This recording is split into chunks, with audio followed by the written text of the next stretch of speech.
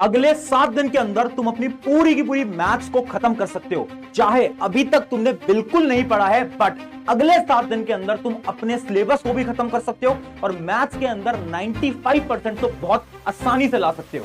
तो hi everyone, मेरा नाम है Prashant, mentor of thousands of students, और अब मैं आ गया हूं मैथ्स की एक बेहतरीन स्ट्रैटेजी तुम्हारे सामने लेकर। मुझे पता है यार, मैथ्स के अंदर बहुत बड़ा गैप तुम्हें मिल रहा है।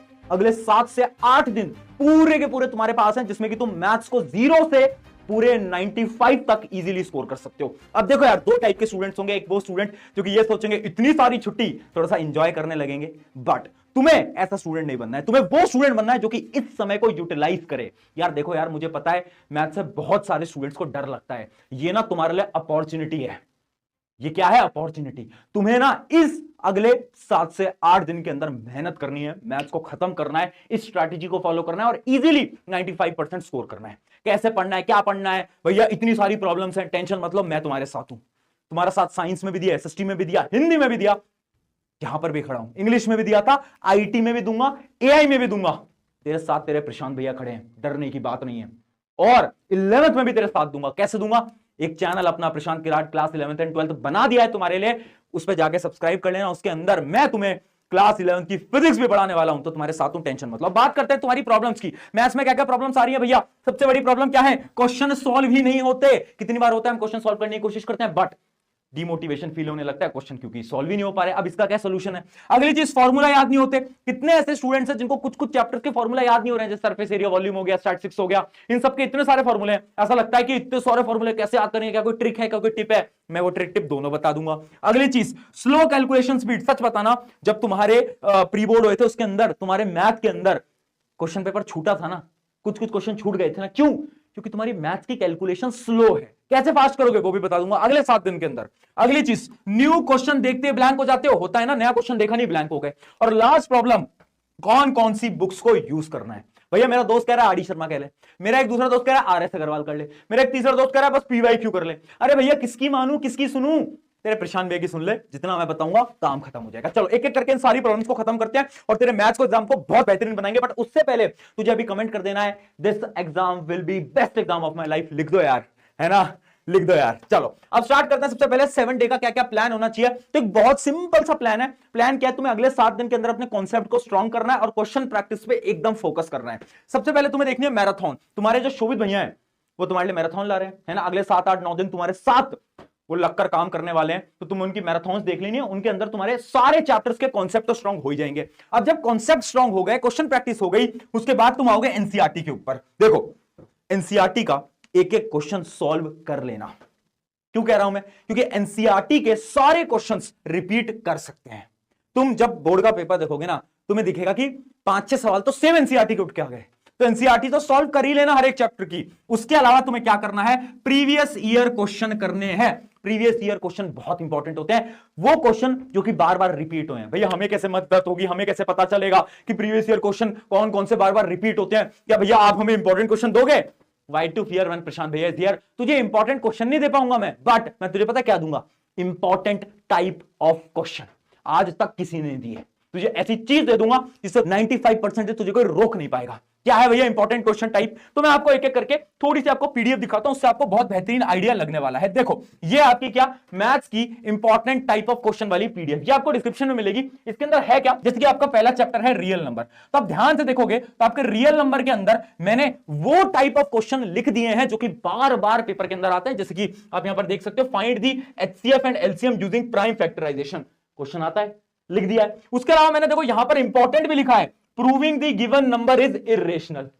यानी वो सारे टाइप ऑफ क्वेश्चन जो कि तुम्हारे प्रीवियस ईयर क्वेश्चन में बार बार रिपीट करें, वो हर एक चैप्टर के तुम्हें ऐसे दे दिए हैं। जैसे एक और चैप्टर दिखा देता हूं मैं, या तो अगला चैप्टर है पॉलिनोमियल। तो अगर मैं पॉलिनोमियल की बात करूं, देखो ऐसा ग्राफ वाला क्वेश्चन बार बार पूछने को आता है। उसके अलावा आप देख सकते हो जीरोस वाला जो क्वेश्चन है, ये तो हर बार पूछा जाता है।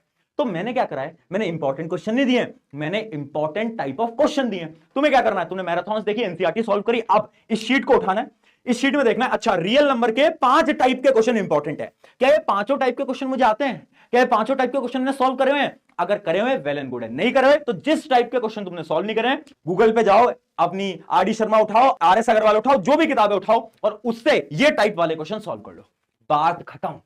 समझ पाए? ये बहुत नहीं, ऐसा खजाना है, खजाना कि तुम्हारे बहुत काम आने वाला है। इसको अच्छी तरीके से तुम्हें क्या करना है, यूटिलाइज करना होगा। अब वापस से आ जाते हैं अपने प्लानर के ऊपर। तो देखो इसमें एक चीज और है कि आपको ना डेली टारगेट बनाना है बेटा। क्या बनाना है? डेली टारगेट बनाना है कि आप डेली एटलीस्ट 30 सवाल लगा रहे हो। ठीक है, अब बढ़ते हैं अगली चीज के ऊपर। अगली चीज है फॉर्मूला ट्रिक। ये प्रॉब्लम ये है कि फॉर्मूला याद ही नहीं रह पाते। इतनी बार हमने पढ़े हैं ना फॉर्मूला, बट हम भूल जाते हैं। भैया एक सिंपल सी चीज है जो कि मैंने तुम्हारे लिए बना दी है, जो कि है फॉर्मूला शीट। सारे चैप्टर के सारे फॉर्मूले शीट के अंदर तुम्हें मिल जाएंगे, वो मैं डिस्क्रिप्शन में दे दूंगा, टेलीग्राम पे दे दूंगा। बट देखो फॉर्मूला याद करने की ना एक सिंपल सी ट्रिक है। क्या है? Question practice trick. Question practice trick क्या है? एक फॉर्मूले के अगर तुम 5 सवाल लगा लेते हो ना, तो इस दिमाग के अंदर वो फॉर्मूला फीड हो जाता है। फिर तुम्हारा दिमाग कभी भी फॉर्मूले को नहीं भूलने वाला। हाँ, तो तुम्हें क्या करना है, एक फॉर्मूला जो कि तुम बार बार भूल रहे हो, उसके 5 से 6 क्वेश्चन सॉल्व कर लो। जब तुम 5 क्वेश्चन सॉल्व करोगे, आपका दिमाग उस फॉर्मूले को कभी नहीं भूलने वाला। ट्राई करके देखना। इस प्रकार से आप अपने फॉर्मूले को भी याद कर सकते हो। अगली चीज देखो, क्वेश्चन सॉल्व नहीं होते। कितनी बार हुआ है कि एक क्वेश्चन सॉल्व करने जा रहे हो, नहीं हो पाया। अब क्या हो रहा है? अब डिमोटिवेशन हो रहा है। अब ऐसा लग रहा है भैया क्या ही करेंगे मैथ्स को सॉल्व करके। देख, उस समय पर क्या करना है, थोड़ा सा दिमाग में ये सोच कि मेरी गलती क्या थी। एक क्वेश्चन है पॉलिनोमियल का, वो मुझसे क्यों नहीं सॉल्व हो पाया? 3 रीजन हो सकते हैं। पहला रीजन क्या है? या तो तुम्हें फॉर्मूला ही नहीं पता हो। फॉर्मूला नहीं पता हो ऐसा बहुत कम होगा। मेनली तुम्हें सारे फॉर्मूला पता होते हैं, तो ये रीजन तो बहुत कम आएगा। मेनली रीजन क्या आएगा कि तुम क्वेश्चन को रॉन्ग अप्रोच से सॉल्व कर रहे होगे, है ना? रॉन्ग अप्रोच से सॉल्व कर रहे होगे। उसका सोल्यूशन क्या है? उसका सोल्यूशन ये है ना कि तुम्हारा जो बेस है ना वो वीक है। यानी उस चैप्टर का तुम्हें एक बार लेक्चर देखना चाहिए। YouTube पे जाओ, वन शॉट वीडियो देखो उस लेक्चर की जिसके क्वेश्चन तुम सॉल्व नहीं कर पाए। क्यों नहीं कर पाए? क्योंकि तुम एक रॉन्ग अप्रोच से सॉल्व करने की कोशिश कर रहे थे। और एक और रीजन हो सकता है कि जैसे ही तुमने क्वेश्चन देखा, तुम्हें कुछ भी समझ नहीं आया कि इस क्वेश्चन को सॉल्व कैसे करूंगा, स्टार्ट कैसे करूंगा, खत्म कैसे करूंगा। अगर ये हो रहा है ना, इसका मतलब है कि तुमने बहुत कम न्यू टाइप ऑफ क्वेश्चन की प्रैक्टिस करी है। तो तुम्हें क्या करना है, तुम्हें एक चैप्टर के नए सवालों को लगाना है। बच्चे गलती क्या करते हैं ना, बच्चे एक टाइप के 10 सवाल लगाते हैं, बट तुम्हें क्या करना है, अलग अलग टाइप के सवाल लगाने। मैथ की ना बेटा इतनी प्रैक्टिस कर जाओ कि जब पेपर तुम्हारे हाथ में आए ना, तो तुमने सारे क्वेश्चंस के टाइप एक एक बार सॉल्व कर रखे हो। जब तुम ये कर लोगे ना, मैथ के अंदर तुम्हारा 100/100 में से कोई तुम्हें रोक नहीं पाएगा। ये गारंटी बता रहा हूं मैं तुम्हें। अगली चीज देखो, अगली प्रॉब्लम क्या है? Slow speed. कितनी बार हुआ है एग्जाम के अंदर तुम्हारी जो स्पीड है वो कम रह गई। अब इसकी ट्रिक क्या है, कैसे हम हमारी स्पीड को इंक्रीज कर सकते हैं? एक गलती को करना बंद कर दो। गलती क्या है?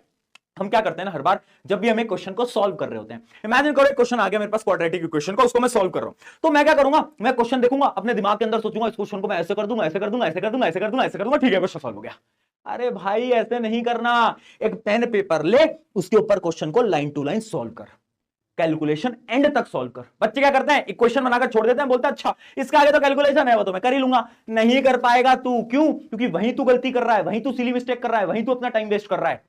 तो जितने भी क्वेश्चन हर रोज सॉल्व कर रहे हो, क्या करना है तुम्हें, याद रखना पूरा एंड तक सॉल्व करो। और यही है अपनी पहली ट्रिक। दूसरी ट्रिक देखो, try time method. Time method क्या है? एक टाइमर लगाकर बैठो यार, है ना? अगर तुम कर सकते हो, जैसे मैंने आपको बोला डेली 30 सवाल लगाओ, 30 सवाल का एक टाइमर लगा लो कि ठीक है मेरे पास 30 सवाल है, मैं 1 घंटे का टाइमर लगा लेता हूं, उस 1 घंटे के अंदर मुझे उस 30 सवालों को करना है। तो ऐसी आप प्रैक्टिस कर सकते हो। उसके अलावा मैं एक और ट्रिक बताऊंगा, एमसीक्यूज की प्रैक्टिस करना स्टार्ट कर दो। क्या कर दो? एमसीक्यूज की प्रैक्टिस करना। क्योंकि एमसीक्यू कभी कभार थोड़े थोड़े ट्रिकी आ जाते हैं, तो आप उनकी प्रैक्टिस जितनी कर पाओगे उतने ज्यादा आपका टाइम एग्जाम के अंदर बच रहा होगा। अच्छा, अब तुम्हारे मन में डाउट आ रहा होगा भैया पेपर प्रेजेंटेशन वो सब कब बताओगे? वो मैं तुम्हारे एग्जाम से 2-3 दिन पहले एक वीडियो डालूंगा, लास्ट मिनट स्ट्रैटेजी, उसके अंदर तुम्हें सारी प्रेजेंटेशन टिप वगैरह बता दूंगा। अभी मैं आपको पढ़ने का फ्लो बता रहा हूं। अगली चीज देखो, डीमोटिवेशन। कितनी बार हुआ है ना कि हम पढ़ रहे थे, एक क्वेश्चन नहीं हुआ, 2 नहीं हुआ, 3 नहीं हुआ, 4 नहीं हुआ, 5 नहीं हुआ, फिर उसके बाद लगता है यार अब नहीं पढ़ पाएंगे, बहुत हो गया। होता है ना, डर लगता है ना, डिमोटिवेशन फील होता है ना। इसका क्या सोल्यूशन है? भैया मैथ्स पढ़ता हूं डिमोटिवेट हो जाता हूं। सोल्यूशन पता है क्या है? माइंड को पागल बना। कैसे पागल बना? जब भी तुझे डिमोटिवेशन फील हो रहा है ना, अपने दिमाग को आसान सवाल दे दे। यानी एनसीईआरटी के वो क्वेश्चन जो कि सिंपल है, उन सिंपल क्वेश्चन को उठाओ और सॉल्व करना क्या करो, स्टार्ट करो। जब तुम सिंपल क्वेश्चन को सॉल्व करना स्टार्ट करोगे तो यार दिमाग को लगेगा यार ये तो आसान है। और जब कोई चीज आसान होती है ना, तो तुम्हारे दिमाग को उसमें इंटरेस्ट आ रहा होता है। तो ऐसे तुमने इंटरेस्ट को बिल्ड करा, 2-3 सवाल आसान लगाए, उसके बाद टफ क्वेश्चंस पे बढ़ो। तो जब भी डिमोटिवेशन फील हो, आसान क्वेश्चन करो, उसके बाद टफ क्वेश्चन करना। इस बात को हमेशा याद करना, ये ट्रिक बहुत ज्यादा इंपॉर्टेंट रहने वाली है। अब आपके लिए आ जाती है आपकी फाइनल टिप्स। कुछ ऐसी टिप्स जो कि बहुत ज्यादा इंपॉर्टेंट है इन अगले 7 दिन के लिए। पहली टिप क्या है? Give more time. मैं बार बार बोलता हूं, मैथ्स एक कन्या की तरह होती है। एक लड़की को जितना समय दोगे उतना ही ज्यादा आपसे खुश रहेगी। उसी प्रकार से मैथ्स को जितना ज्यादा समय दोगे वो उतना ही ज्यादा आपसे खुश रहने वाला है। तो मैथ्स वेरी इंपॉर्टेंट। टाइम जितना दोगे, जितनी ज्यादा प्रैक्टिस लगाओगे, नंबर बढ़ते जाएंगे। इन 7 दिन में लग जाओ यार, चीजों को साइड कर दो, चीजों को साइड करना पड़ेगा। डिस्ट्रैक्शन आएंगे, तुम्हारे दोस्त बोलेंगे अरे भाई इतने दिन है, इतने दिन में पढ़ाई तो कौन ही करता है, थोड़ा चिल कर लेते हैं, 2 दिन ये कर लेते हैं, वो कर लेते हैं, कहीं घूमने चले जाते हैं 2-3 दिन। दोस्त मत करना, ये 10वीं का एग्जाम वापस नहीं आता, बाद में रिग्रेट बन के रह जाएगा कि काश उन 7 दिन में पढ़ लेता। मैं तुझे आज बोल रहा हूं, जब तेरा एग्जाम होगा उससे 2 दिन पहले ना बहुत सारे बच्चे यही सोचेंगे काश उन 7 दिन में पढ़ लेता यार। तू वो गलती मत करना। अगली चीज, पैटर्न रट लो। अगर तुम वो बच्चे हो जिसको कुछ नहीं आता मैथ्स के अंदर, तुम्हें एक टेक्निक बताता हूं जिस सिर्फ उनके लिए, इनको कुछ समझ नहीं आता मैथ्स के अंदर।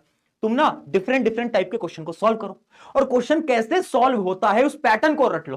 जैसे कि इमेजिन करो एक क्वेश्चन है सरफेस एरिया वॉल्यूम का, कि वॉल्यूम कैसे निकालते हैं, तो तुम क्या करो, तुम फॉर्मूला रट लो और उसके बाद क्वेश्चन कैसे सॉल्व करना होता है वो एक पैटर्न ही रट लो। ये सिर्फ उनके लिए जिनको मैथ कुछ समझ नहीं आती, पैटर्न रट लो। ये लास्ट ऑप्शन होता है ना, उनके लिए जिनको बिल्कुल कुछ नहीं आता। तो ये भी एक टेक्निक है जो क्या फॉलो कर सकते हो। अगली चीज, एनसीईआरटी पीवाईक्यू सैंपल पेपर, सबसे इंपॉर्टेंट एनसीईआरटी, बार बार क्वेश्चन दिखेंगे, पीवाईक्यू बता ही दिया है, शीट भी दे दी है। लास्ट चीज, fear equals to low score. देखो मैथ से तुम जितना डरोगे ना, जितना तुम मैथ से भागोगे, उतना ही कम नंबर आएंगे, ये रियलिटी है।